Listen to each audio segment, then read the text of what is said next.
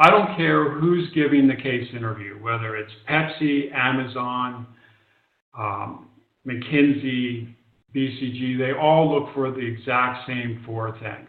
They look for structure of thought, confidence level, communication skills, and going beyond the expected answer. There are also different types of cases. There's interviewee-led cases. So most of the cases you're going to get are one-on-one cases. Some are interviewee-led, some are interviewer-led cases.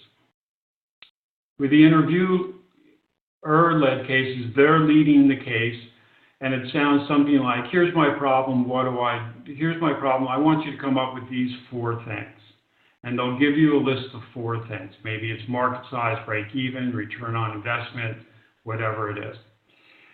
Then there's interviewee-driven cases, which are, here's my problem, what do I do? It's very broad, very vague. You're driving the case. You're taking control of the interview. Then there are factor cases, and factor cases are given usually by non-consulting firms. And those are something like Johnson & Johnson would say, what are the 5 main factors you would consider when bringing a new drug to market? Or what are the 5 factors you would consider when opening up a new distribution center in the Midwest? That was an Amazon question. So factor questions, very little math. They just want to see how you think, the broader scope of things. Then there are partner cases, and partner cases are basically the partners know that you've been through 3 or 4 case interviews just to get to see them. So they may throw out an easy question, or they may throw out a thought. Should Apple buy Disney? Apple wants to get into content. Buying Disney would certainly speed things up. What are your thoughts? So they're looking to see what goes through your mind and in what order. How do you break it down? What kind of questions you ask? Can you talk to power?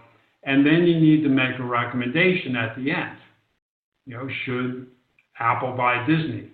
And then whatever recommendation you make, they're going to take the other side of the argument and kind of throw it back at you and say, let me tell you why you're wrong. And you need to defend your answer without getting defensive, make a persuasive argument while keeping your confidence level high. Also, on the slide you see that one of the best ways to prepare is to do 30 live cases. Okay, that little magazine cover, my job is to make sure that doesn't happen to you. A drift after graduation, no direction, home, no job, it's a miserable place to be. And in order to avoid that, you want to do 30 live practice cases. You want to read 30 cases as well. So you need to put in about 60 hours of prep time for an interview that you might not even get. Okay? But you can't wait till you get the interview to start preparing, because you're not going to have enough time. And I know that 60 hours seems like a lot, but what the firms look for is that if you're not willing to put in the 60 hours of prep time in order to prepare for a case interview, then you don't really want the job. And this is going to help you in your classes. It's going to help how you think in business every day. You also want to start networking and kind of reading the Wall Street Journal, the Financial Times every day, McKinsey Quarterly, those sorts of things.